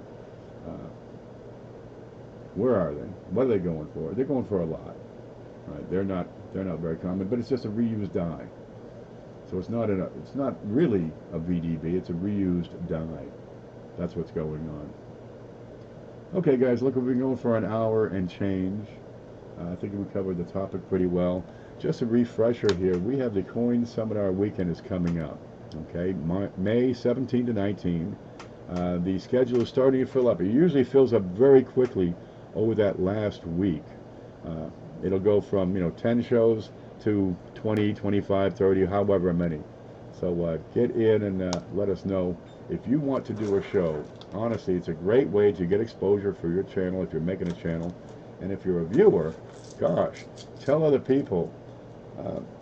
We could have a much bigger community over here on Facebook if people would share what's going on, share the idea of the Coin Seminar Weekend, share the idea of the coin classes, or some of these people that have regular shows, or just people that have good channels and make a great video. Share that stuff on your social networks, be it Twitter or Instagram or Reddit or Facebook or wherever it is. And we can see some transition, some movement, some migration from those other sites over to the video. It's a lot of fun. We get to talk in real time. We can ask questions about a coin in real time. Can you look at that? Can you zoom in on the date? Why, sure. Why, certainly. Here it is. And you can zoom in. That ain't it. Zoom in on just that date. Canada, 19th. Can you zoom in on the center of the top of the 8? Why, certainly. That'll be no problem at all. And you can respond to people in real time. And they can see in exquisite detail these coins, right? You can slide it back and forth and change the angle of light and show this coin off in all its glory. The power of YouTube is just being touched on. We've got a long way to go. These shows are still developing. The people doing the shows are still learning how to do them well. Dude, they're just going to get better and better. Every time I see some of these guys make a show, it's better than the last one. And if I could get this to focus, this would be better than last week's show. Okay, so that's what I've got. But wait, there's more. I've got some packages in the mail because this is Cindy. It's this one.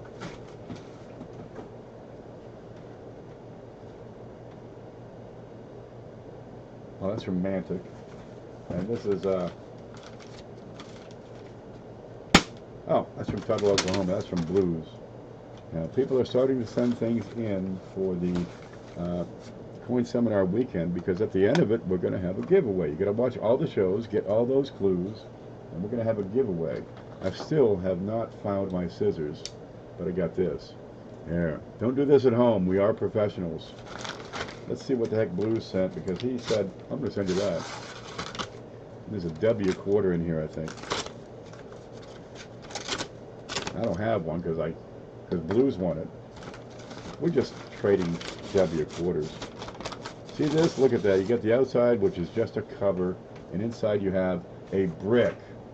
There, you can add a couple things to the brick, maybe a note, but you have a brick.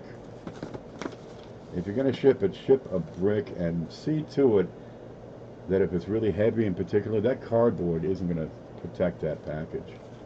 To help cover shipping on end of coin seminar. Oh, God love you. I'll put it right here. And look at this one.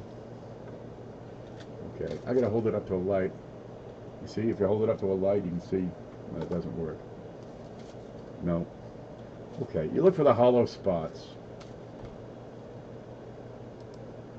Here's home. And look at this. I hold these things up to the bright light so I can find a hollow spot, and then I know where to cut. I can cut right along this bottom, and I'm not going to cut through the whatever's in that package. Right? Ship a brick. Make it solid. Make it so nothing moves around or slops around, because if the postman can hear what's in that package, he can, hey, dude, this is probably coins. Dude, I'm going to go on lunch break, and then your stuff is lost. Look. Okay, I'm going to cut this tape very gently. There we go. And what's in here? And then we have more packaging. Packaging on packaging on packaging. Oh, this is it. There. Cut that one bit. Yep. And let the receiver see the coin. Oh, yeah. Oh, look. I got my own ATB quarter. Here's Blues. Here's Blues coins. There he is. And it's a Lowell. That's a 2008 19W. W. Da-da-da. You can find these in your pocket change. No, really, you can. That's the whole idea of their release. These coins are released into circulation by the U.S. Mint. They have a W mint mark. And right now they're selling for, 30 to 50 bucks real easy. Some of the highest certified examples, the earliest discoveries, they're getting hundreds. One went for $1,000. And this one is mine. That's right. So keep your grubby meat hooks off. This will go into my personal collection.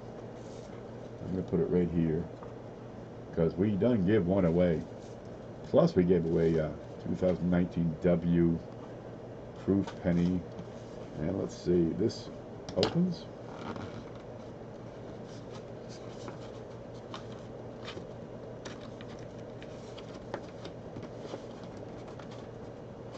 Oh, yep. Oh, I believe this is for the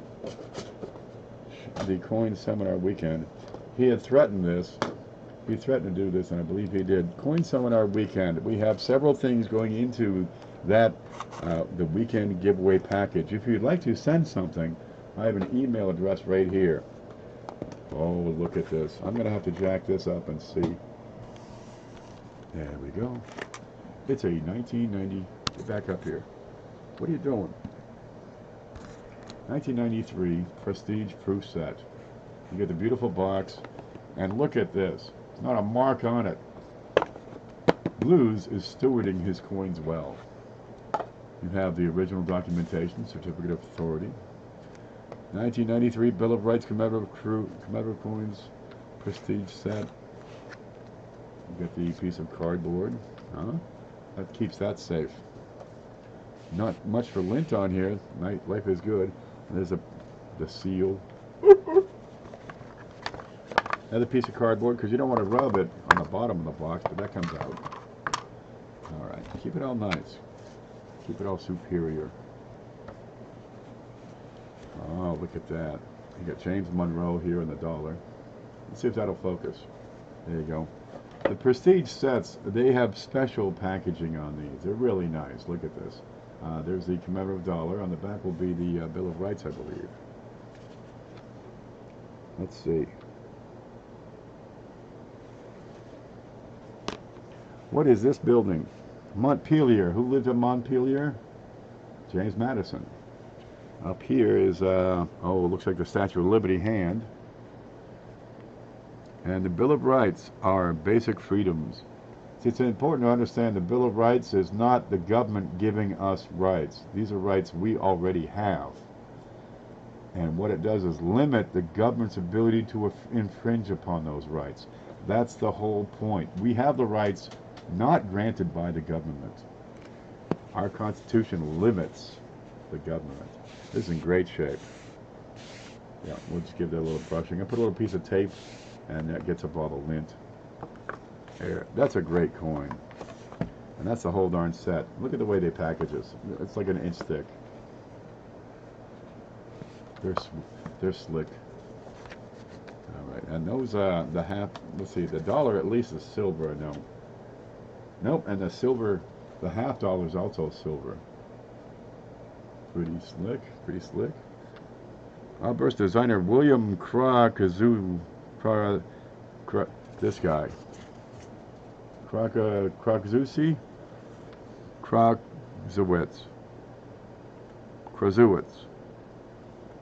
There are too many consonants in there. Stop it. Okay, that is the first start. Wait, there's more. We have a Dansko album going into that giveaway. It's going to be a big box. Dude, somebody's going to be nuts with this. We have a Dansko album. Now, it is slightly used, gently pre-owned, but it has all the slides. And these are wonderful things. When you get to one of these, you're moving into the more pro. You're stepping into the harder core collector. You're like that. Yeah. Well, I had it lying around. I figured, what the hell. So there, we get a prestige set, a Dansko album for cents, and that's from 1909 all the way up to when? To 2016. But the last couple of lines were written in. Now, that's no problem. Like, you can't just look at the coin and it says 2016. You got to write it. No problem. Just put a sticker or something over there. Make it nice. You can buy entire pages for these things. Okay, I'm going to set this here for now because that's a perfect spot. I just want to look at what else showed up. Mantic had sent a bunch of things. Did I win something? Is that it? I might have bought something. I don't know. Okay, let's see. Open this gently. Wait a minute. See this? You cut it with that much razor. Enough to penetrate the cardboard and no more.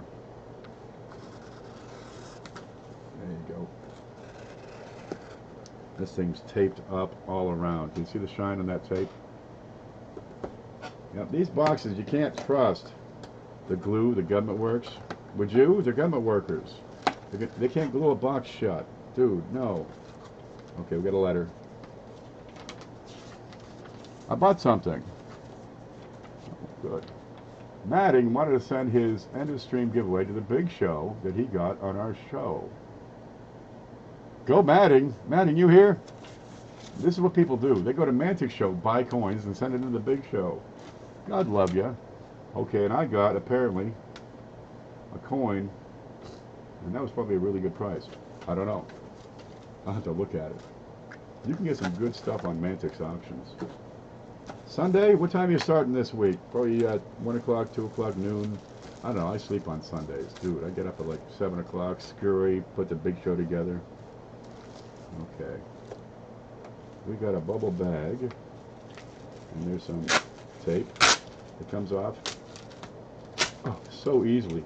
It makes that same noise when I wax my back. Dude, that scares me. It's like, ooh, ah, ooh. Ow! Don't get your back waxed unless you absolutely have to. Well, that's what Paula told me. Okay, there's this. To the big show from Matting. Look at it. Look at it.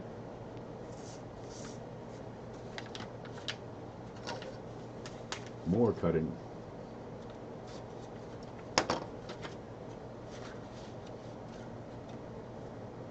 I've never seen one of these. Never have I don't know what that is. Is it a bottle opener or something? It's from Big Flip. He got it from Big Flip, silver and gold flipper. It's one of these things, and you do this, and because why? I never what?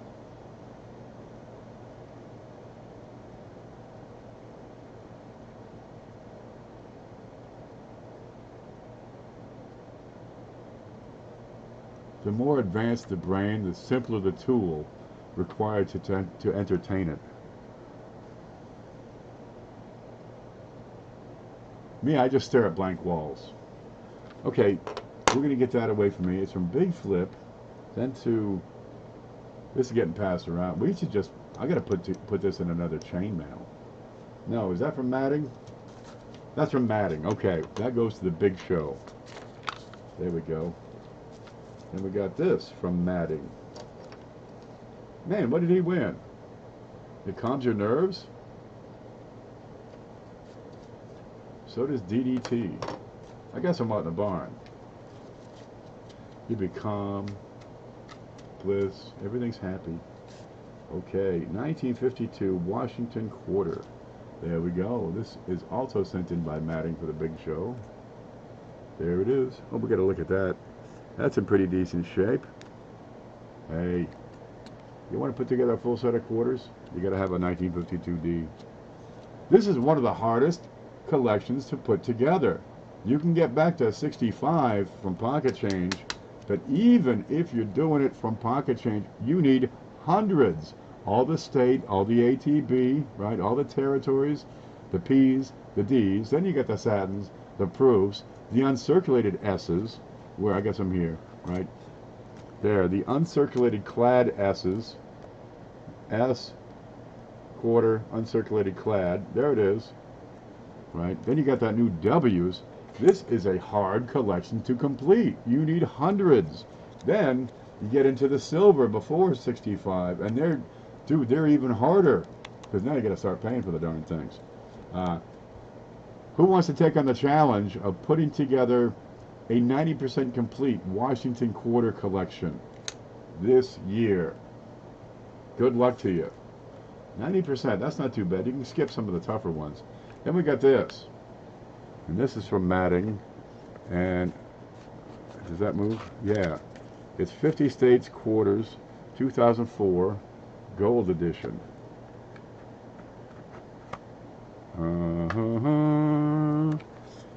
2004 commemorative quarters, 24 karat layered in gold, Cooper Crad.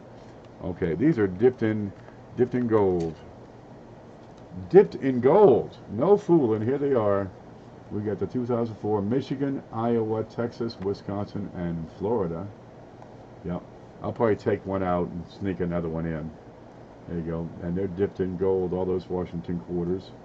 Yeah, that's a neat one they're doing. They're plating these. I've seen platinum.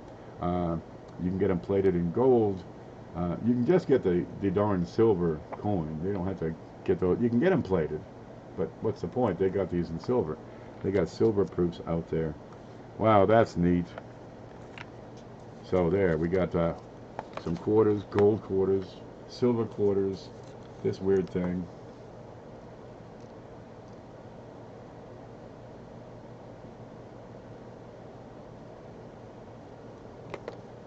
Okay, is there an Elvis? We have an Elvis painting on velvet, but we're saving that for another day. What's this one? It's a 2019 D Lowell quarter. All that fuss hunting for those W's, they're ignoring the D's and the P's. Really? Yeah, it happens. Dude, you want to get yourself a roll of 19 D and P, the regular quarters, because they're going so gung-ho for the W's, they're going to skip these. It's happened before. 1914 D Lincolns, they were kind of overlooked because the collectors of the day were scraping up all those SVDBs. The result is very few high-grade 1914 Ds. So are they going to overlook the regular P and D in favor of the W? Very possible. Get a roll. Really, get a roll of each of the new stuff coming out. Ain't gonna hurt you none. And that's also from Matting that goes in. And we thank you very kindly. Yep, it made it in time. They can be found in great condition. ATB alone will be 291 coins. Wow, is that from 65 forward, Jeff? That'd be about right. Or is that just the, oh no, that's ATB alone. Just the ATBs is 291 coins. All right, I'm gonna look at this. It's a lot. Yeah, there it is. Oh, yeah. Let's have a look here real quick. Da-da-da. I want to see this coin leave in the exact shape it's in now. Look at that. We got a complete liberty on that. Good, sharp, full date. Edge is looking pretty darn good. Let's look at the back. If I scrape that S off of there, it'd be worth 200 bucks more, no fooling. The 1915 half dollars, P, are worth more than the D's and S's. So watch yourself. Sometimes people get in there and, you know, just scrape that mint mark off and try to hustle it as a filly. No fooling. Look at the shape on this. Look at that shield, nearly complete. A little soft up in the corner. This is the kind of stuff you can get from Mantic auctions. And I stole this. There. Okay. I'm stuck. I put the bubble wrap down. I put my elbow on it, and you know how your sweat makes it sticky? It sticks to me. Which email do you use for varieties, Mantic? I use Mantic at mantic.mantic. Hey Lopez, how are you? We were just talking about you. No, we had your channel sticker up here last week saying, here's a rare one. Have you got a Coin Roll Hunter Lopez channel sticker? It's probably right here. Let me see. We got Sylvia. We got Paula. You can't see. There. People are collecting channel stickers, and yours isn't getting out much. So there's Paula. There's well, there's that Grumpy Trout. There's Coin Card Hobbyist. You get Z. Frank is like a rarity too, right? There's Joe Durbin, there's me, there's CFA, and look, there's Coin Roll Hunter Lopez. This is like a rarity 1. Very few people have the Coin Roll Hunter Lopez logo, right? Huh? I got one. Haha, what do you got? There he is. Right to him. Maybe he can hook you up. There, let me get this put away. People collect those things. I got a CFA sticker that's going out in the next big show too. There he is. It's a full-size bumper sticker, dude. You put it on like on your truck or your fat wife. Yeah. Jesus, they're cool as hell. Yeah, she's only fat because she makes really good sandwiches. Baby, get in the kitchen and make me a sandwich. Make it yourself, you lazy bastard. I ain't making shit. Let me just live stream here in a few. Amy's going to live next. I got one more here from, you can go ahead. I'm just opening up mail. And this is from nobody. It's from Cindy. Cindy here? Cindy! Cindy's one of my mods, and she's been around for a long time. She's awesome. Ow, ow. She's what we call dedicated to the community. But look, there's an outer cover which just keeps the grime off, and then you have a brick. This is how you package stuff. I miss you guys. We miss you, man. Amy, make me a sandwich. Let's see if we can get into here. We got, let's see, bubble wrap. Nope, not yet. There we go. And then a note. Hello, Professor. She calls me Professor. Here is another big show package for you to do with as you wish.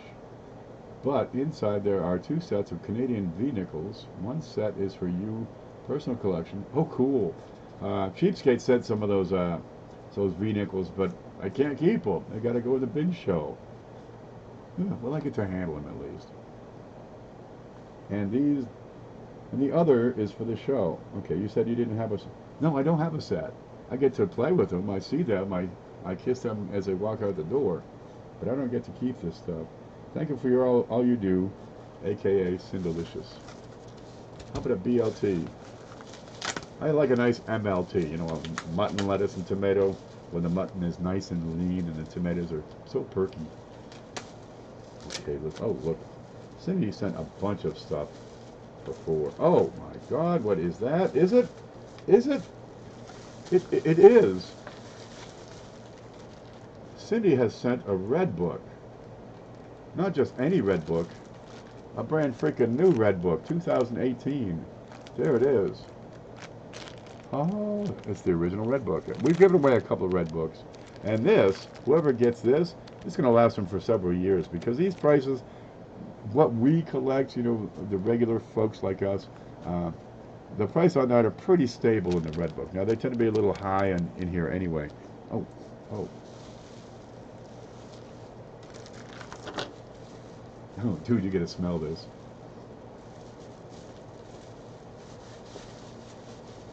Yeah, that smells pretty. Okay. Yeah, and the values are gonna hold up. This is the one with the coil bound, so it'll lay flat. That's pretty handy. I like the hardcovers. I'm a hardcover guy. Can I get you a P.O. box? You can go to the post office, and they're about $50 a year for a P.O. box. If you would like my shipping address, it is. I have an email right up here above CFA. It's kpv@live.com, and just say, hey man, what's your shipping address? Because it's a whole lot better than posting it over here in chat. What you got here? Nickels of the 20th century for the big show. What do you got? A V nickel, a buffalo, a war nickel, and a nickel. You know how much these were when I was a kid? A nickel. No fooling. I got a 1945, a 1910, and there is no VDB on the 1910 nickel. A 1936 buffalo. That's not a regular nickel. That's a 47 right there. 1947. We got to look at that. That's got a mint mark on that 47. Now 47 has a couple of mint mark varieties.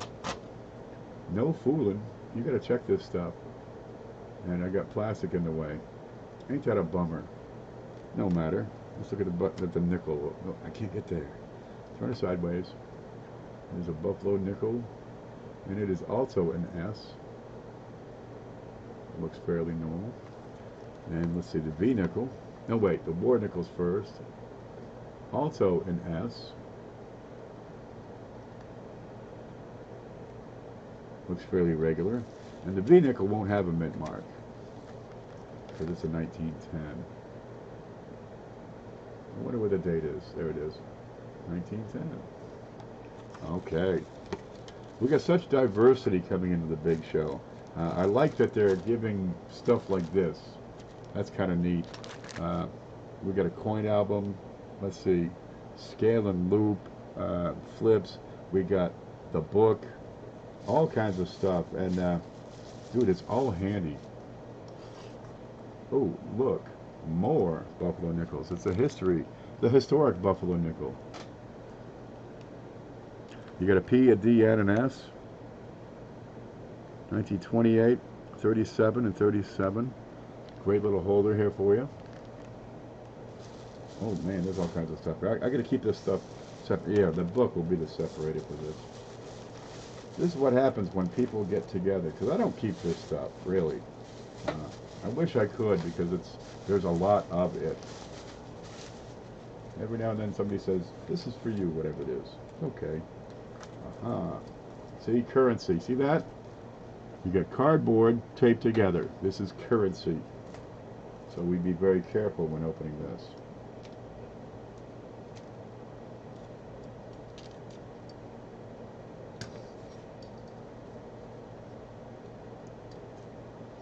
Ta-da.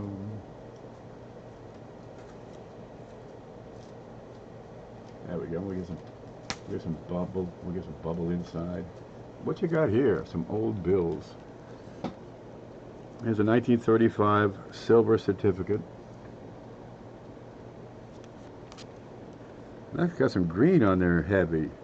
What's this? A 1935 F silver certificate, and it looks like somebody took it to a bar and made like a flower or something out of it, probably put it as a tip. That's neat. This whole, just one side is folded up. And we have a 35G. Somebody's going to get a certificate for the next few weeks. And again, the same folding pattern that stops right around here. It's an origami bill. Yep. They take the bills and they ship them over to Japan. And there's this one guy, and what he does is fold them into stuff. And this is probably folded into like an orchid or a flag or like one of those crabs with the face of the guy. And when a Misashumi got, what do they call those crabs? It's got the face on it. They got him. And this looks like it might have been like in a flag. Anyway, and then he takes them, sends them back, and they unfold them and spend them in circulation. It's a thing. I'm just saying. And we got several coins. Oh my. Yep. So if you send stuff for the big show, we don't give it away all at once. That's the whole idea, because we want to stretch this out and talk you up for a long time. Look, we got stuff. Look at this stuff. More stuff. Stuff and stuff and stuff. Those are slabs. We got to look at this. Goiter. There's a crab, right? And they, I guess, a couple of centuries ago, they catch the crab, but it had the face of the emperor on the back of the crab, so they threw it back in. But then it bred, right? Because now it's unnatural selecting. You're selecting to keep the face in the crab, and they find another one. It's got the face of the emperor. Throw it back in. So now there's this entire series, an entire species of crabs with an emperor's face on it. You can look it up. Somebody run Google and get a link. We'll get that. Look at this. We've got some slab coins of 2009S. First day of issue is what it says. It's from IGS. We'll have to look them up. We've got well, the coins are looking good. We'll have to be tight about looking at those. 86 proof. Here's an 86 proof Roosevelt. An 86 proof quarter. An early Jefferson nickel. It's a 1957, great shape. Huh? What do you got here? 40s and 50s S Mint. Oh man, we're gonna have fun with that one. We'll tear that apart. We got what? Look at this. She took the piece of paper and wrapped it around the coins, so they don't move around. See? The package doesn't shake. Let's open that here. Goiter. What are you talking? Okay. And these are for the big show. Let's look at them. I think the last one's got tape on it. Okay, set them down. Got a whole bunch of 1965. Brilliant uncirculated Jefferson. 136 million minted. Die chip and pluribus. Real shiners. Several of them. Now, do they all have the die chip, Cindy? Let's have a look at what she's talking about. Scope it. There you go. Which one had it? Well, let's look at this one. Die chip and pluribus. You're still in the holder, so we're looking through that.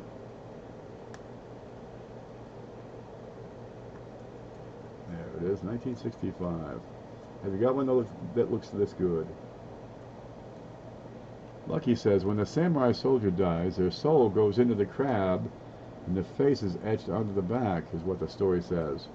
Well, I heard they took the darn things and threw them back. And now they got a whole population of them. Where's pluribus on these?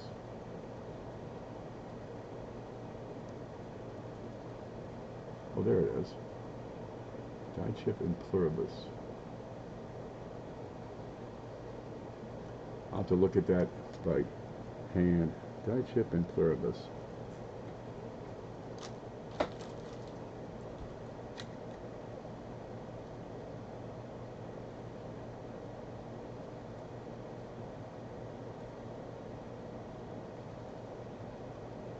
Man, that smells so good. You gotta, really, you want to smell these coins.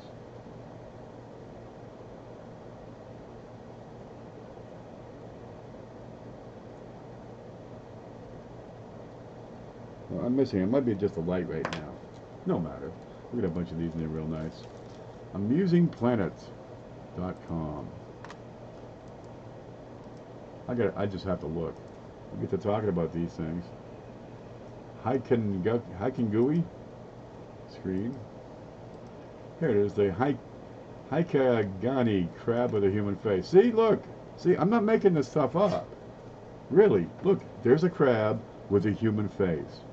Okay, the Battle of Dan no Ura gave rise to many legends, the strangest of which involves a crab. This crab has a distinctive shell with a pattern that vaguely resembles the angry face of a samurai. Want to see the angry face of a samurai? Baby! Yeah. The story goes that when the Haiku warrior died and sank, their souls were transferred to the crabs, and their gnarled faces were forever etched in the crab's back. The crab is called Haikagani, or the Haiki crab. Sometimes it's also called the samurai crab. There it is. And they got another one. It's a Carl Sagan crab, I guess. Right? Yep. Oh, what's this one? Look at... That's a fierce-looking son of a bitch. Huh? This one looks like your uncle. This one looks like your aunt. This one looks like your girlfriend. Baby, look, you're on a crab. You should be so happy. Well, here they are. Bunch of anchor and samurai. What is on his head? All right, we're digressing. I got one more bunch of stuff here to look at. That's my wife, he says. Oh God, we are so in the doghouse. I got one more package here to look through from Cindy, and we'll wrap it up for now. I'm gonna open it right here.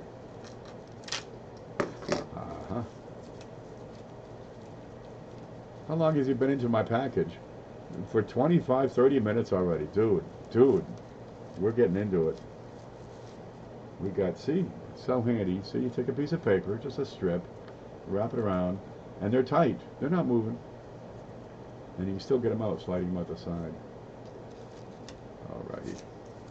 Yeah, we talked about stewardship, then we talked about sandwiches, and we talked about, I don't know, my notes are buried at this point. We talked about, let's see, coin seminar weekend coming up. We talked about that. Look at this. Great American Coin Hunt. I learned it from watching you, all right? I got an 1864 2-center. Oh man, I love putting these in the big show because you don't see these every day. You sure as hell don't find these in circulation. And then we got, oh Cindy, what have you done here? And another 1864 2-center. A lot of people don't have these. Okay, how many people we got? We got 35 people watching. Type 1 if you do not have a 2-center. If you do not have a deuce. There we go, 1965, 2 cents. No fooling. Lucky says 1, he don't have one. 1864. Bill Betts does not have one. Cajun does not have one. Coy does not have one. What you got here? In 1865, a little bit of damage, but these folks that don't have one would love to have this one. Look at that. What's this one, Cindy? How much? Good Lord, how many are there? 1, 2, 3, 4. There's another one. That one's a little wore out. That's okay. There's 17 people here who don't have one. Penny Pincher says he doesn't have one.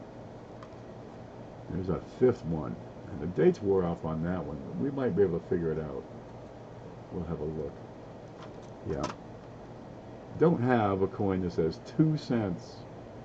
How are you going to put in your 2 cents if you don't have one of these? If you win the big show, you will. Roadrunner's got 2 of them, though. Okay, we got a 1971 proof penny. Yep, one by one these will go out. She's had it for a while. 30 cents. Yeah. What's that? That's a piece of silver. That's probably a 1/10 ounce, I bet you.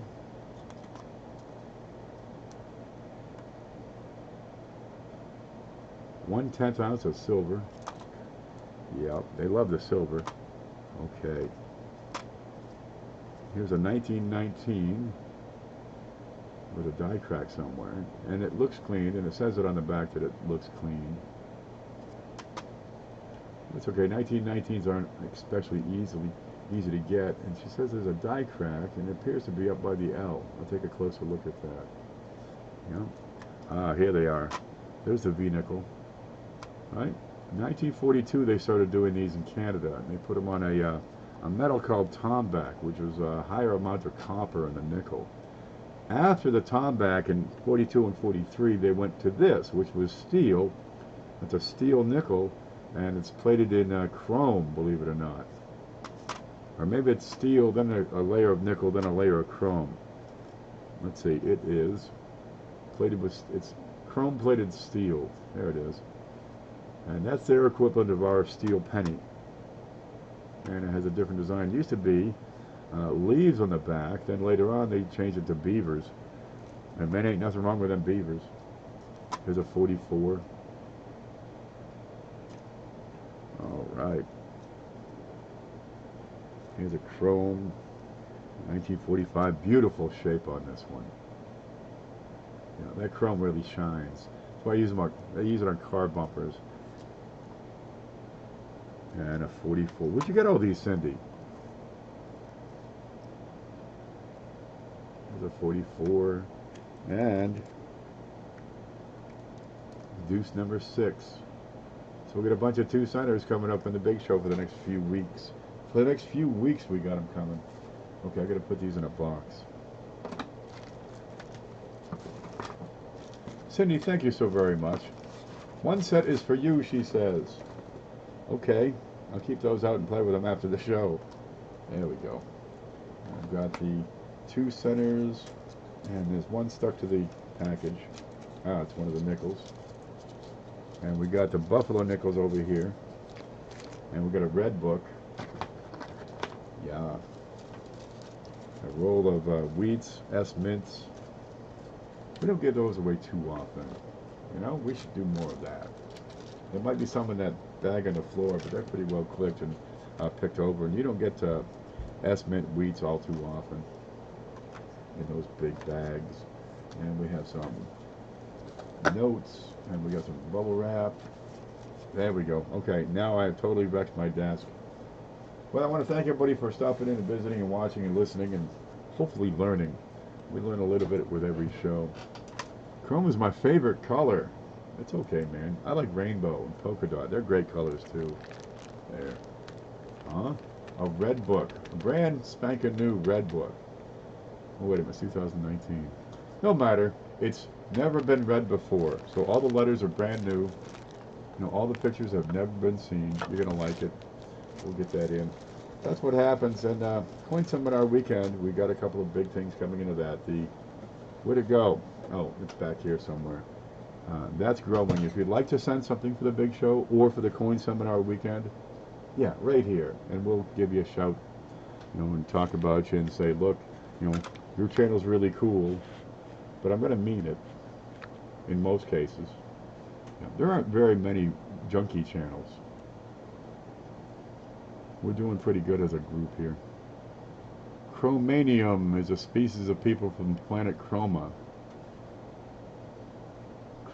Chromons? Back in the 70s, it was always the cons, right? The archons, the beacons, whatever the heck. It had to end with cons. In the 60s, it was cans, right? Vulcans, that sort of thing. Clear is my favorite color. That's okay. Look, I'm going to take off, guys. I'm going to go cook up probably some spaghetti or pork or whatever the heck I feel like. There's stuff in there. Like a hamburger and a little on bread. You can't make me a sandwich, can you? Even if we have bread, you can't make a sandwich. I'm new. What happens on Coin Seminar weekend? We talk about coins. We have a couple of dozen people will produce shows throughout the weekend, and you'll find, I'll give you the link here. Let's see. Screen. There's the screen. Coin Seminar weekend is what happens when people get together to do stuff. We do a series of live shows. I'm going to copy that and paste it in chat so you can find it easily. There you go. and we talk about coins. It's meant to be instructional live videos extending over the weekend. The link I gave you is what you're looking at here, the page on my blog, and we're adding to the schedule here as they come in, as people request the dates. Now each show will have a clue, and you want to get as many clues as possible for the giveaway at the end on Monday night, right? But you can learn a lot, that's the thing. Invite your friends, get them involved, expose them to these channels that are putting out good quality content. Let's see, Cheapskate, for example, he's got a video. It'll be an interview with Canadian coin expert Barry Hughes, right? And more channels are coming in. We have a theme this time around. It's for that's intended for beginners, right? We're getting back to basics, getting back to the beginning. We're going to talk about there, but it's live shows, much like what we have going on here. But 20 of them all weekend long. There it is. Back to here. It's a lot of fun. Dude, it takes all weekend to get, you know, by the end of the weekend you're like, because you're staring at your phone all that time. No hippie circles. What? What's a hippie circle? That must be part of another thing. And they just do this for hours on end? This is making the entire population autistic, you realize that? This is killing me. Coin groupies. Yep. Yeah. We get together and all the coin groupies from one channel go to the next channel and to the next channel, and we all get coin groupies. It's wonderful. You love it. But you learn stuff. A lot of these shows have giveaways. That's the incentive to come in and watch. And so by, you know, joining forces, and a lot of little shows have giveaways that are kind of small, but there's going to be some big shows with big giveaways in there. So you want to get in there and watch it. But it's a good chance to win stuff. God knows what kind of stuff. But just by watching, you're going to get information. You're going to learn up some stuff for yourself. It'd be better for the hobby. You say hippie like it's a bad thing. Well, I get these mushrooms growing along the fence line, so when the hippies come, because the mushrooms are growing, they freak up my fence all the time. I got nothing to say good about these people. They're banging the door. Hey man, can we use your bathroom? Tree. Did you smell these things, Cindy? Cindy, smell Cindy's coins. Did you spray? Did you spray those with something? Okay, guys, time for me to take off. You stay groovy.